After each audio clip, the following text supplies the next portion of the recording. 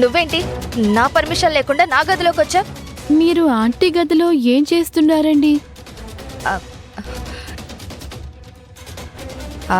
ఏం చేస్తాను చెప్పాను కదా. అత్తయ్య వచ్చేసరికి బెడ్ రెడీ చేద్దామని వచ్చాను. అయినా మా అత్తయ్య రూమ్లోకి నేను వెళ్తే నీకేంటి? మా అత్తయ్య నన్ను క్వశ్చన్ చేయలేదు, నీకేంటి మధ్యలో? మీ కంగారు, మీ భయం ఆంటీ గమనించలేదు కాబట్టి క్వశ్చన్ చేయలేదు. నేను గమనించాను, అందుకే అడుగుతున్నాను. నేనెందుకు టెన్షన్ పడతాను? మీరెందుకు ఆ గదిలోకి వెళ్లారో, ఏం చేశారో నాకు తెలీదు.